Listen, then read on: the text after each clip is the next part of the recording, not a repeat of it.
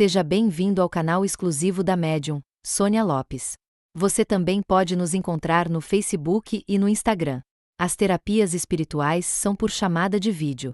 Para agendar um horário, entre em contato através do telefone, que está aparecendo na tela.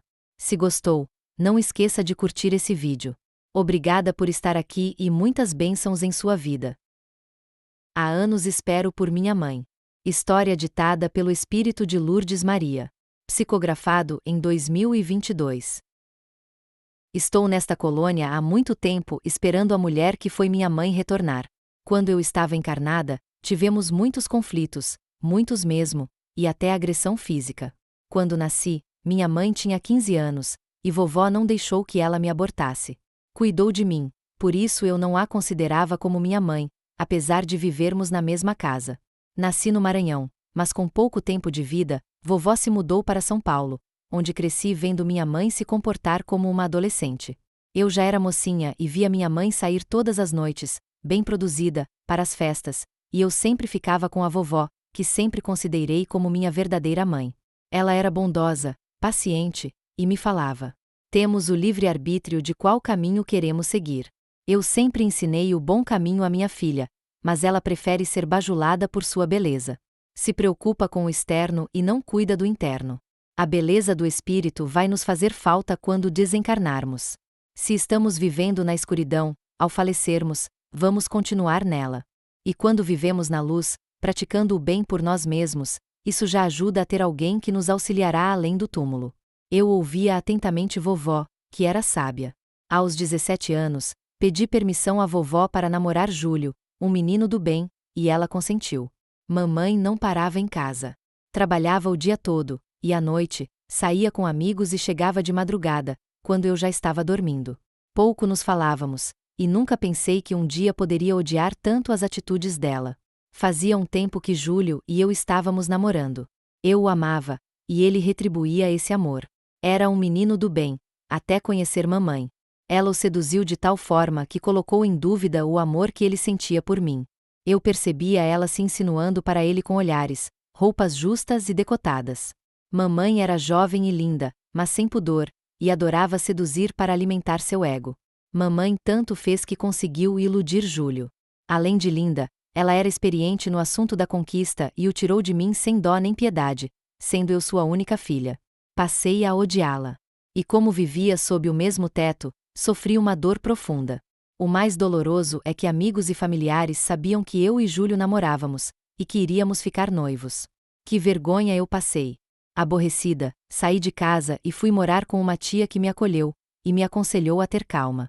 Um dia, precisei voltar à casa da vovó para buscar meus livros da faculdade, e encontrei mamãe em casa. Respirei fundo e fui ao meu quarto pegar minhas coisas. Ela veio falar comigo e disse: eu não tenho culpa se Júlio se apaixonou por mim. Bem, mas quem não se apaixonaria por mim? Cuido da minha beleza. Já você, parece que não tem nem o que vestir. Eu apenas ouvia e não queria brigar. Estava machucada demais. Como ela não parava de falar, eu disse a ela: não considero você como mãe. Você é vulgar e sem educação. Nunca vou te amar como amo a vovó, uma mulher digna. E a conversa tomou uma proporção em que ela me agrediu, me esbofeteando o rosto, e eu revidei. Foi uma agressão só. Uma tirou o sangue da outra. Depois disso, nunca mais falei com ela. Vovó faleceu. Minha querida, que eu amo até hoje.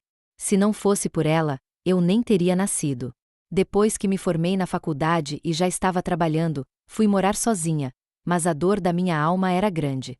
Anos depois, soube que minha mãe estava doente, com problemas pulmonares, pois fumava e bebia muito. Naquele momento, eu não queria saber dela.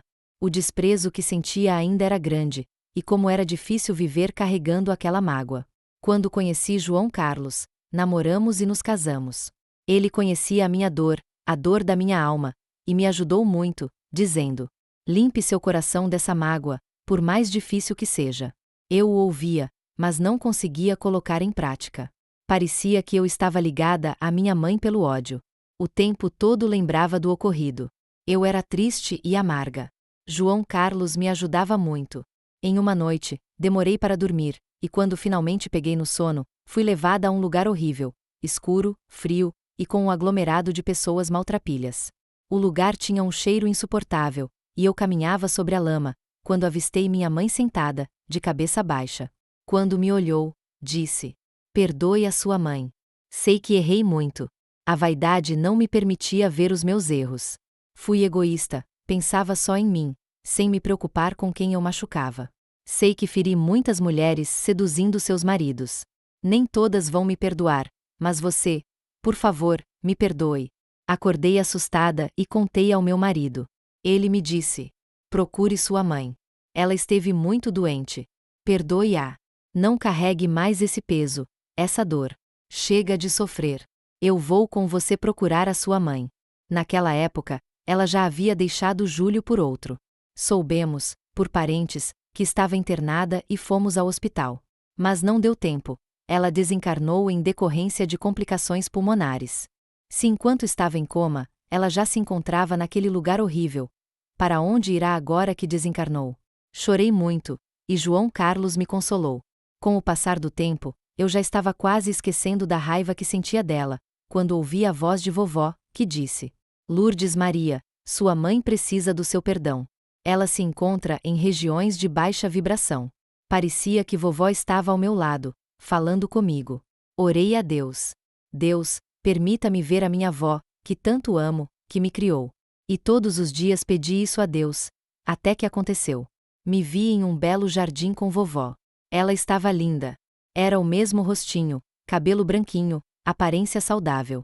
Ela segurou minhas mãos e disse: "Sua mãe precisa do seu perdão verdadeiro, do coração, e não da boca para fora. Sua mãe fez muitos desafetos." Perguntei: "Vó, se eu perdoar a mamãe, ela sairá daquele lugar horrível?" "Não, pois só depende dela querer sair de lá. O perdão vai libertar você dessa dor que carrega a vida inteira." "Vó, se o meu perdão não vai ajudá-la a sair de lá, então por que devo perdoá-la?" "Para que você possa viver melhor com seu esposo e filhos. Ore a Deus para conseguir perdoar." Infelizmente, sua mãe ainda não aceitou a ajuda espiritual, alegando que você ainda não a perdoou. Mas na verdade, ela continua nos vícios, mesmo em outro plano. "Como assim, se ela já faleceu?" "Minha neta, o espírito não morre. Tudo o que ela viveu, de bom ou de ruim, ela levou consigo, no espírito. Com o passar do tempo, com orações e a ajuda do meu marido, consegui perdoar. Já estava idosa. O tempo passou tão rápido. Como demorei tanto para perdoar? Uma vida inteira. Quando retornei ao plano espiritual, vovó veio me receber. E com o tempo, aqui nessa cidade linda, onde todos têm o objetivo de ajudar, consegui de coração perdoar mamãe. Mas ela ainda está presa aos mesmos vícios que tinha quando encarnada. Com a ajuda dos mentores que me aconselharam, foi permitido que eu fosse até ela. Fiquei chocada com o que vi. Ela estava em um estado horrível. Só então entendi por que passava as noites fora de casa. Encontrei-a em um bar dançante. Era alta madrugada. Havia encarnados e desencarnados interagindo com bebidas, drogas e outras coisas horríveis de se ver. Meu Deus, realmente ficamos presos àquilo que cultivamos quando encarnados. Aquela mulher linda e jovem não existia mais. Agora era um espírito obsessor. Sugava a energia de vários encarnados. Um homem encarnado bebia muito, e ela sugava o álcool dos poros dele. Os encarnados se embriagavam. E os desencarnados também. Eu disse ao mentor: "Quero falar com minha mãe. Não é possível ela continuar dessa forma. O que preciso fazer?" O mentor respondeu: "Ter paciência. Orar por ela, para que desperte para a evolução. E se ela não despertar, todos os espíritos, com o tempo, sentem o desejo de sair desse sofrimento. Tenha fé. Aqui nesta colônia espiritual, é possível compreender a paciência que o Criador tem com seus filhos, o respeito que Deus tem com o nosso livre-arbítrio. Ele espera, até que um dia, aceitemos mudar. E é isso que estou esperando de minha mãe, que vive em regiões inferiores. Que ela aceite essa ajuda. E há muitos na mesma situação por todo o planeta Terra. Bem, continuo orando por ela. Não vou desistir.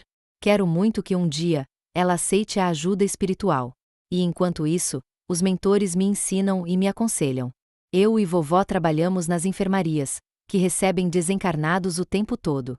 Um dia, espero que seja a minha mãe. Sou muito grata aos ensinamentos de Jesus sobre o perdão. Eu consegui me libertar das correntes pesadas do ódio. Eu trabalho nesta colônia espiritual, até que um dia eu possa reencarnar com minha mãe. Sou grata por estar aqui, nas moradas celestiais. Psicografado pela escritora da espiritualidade Sônia Lopes.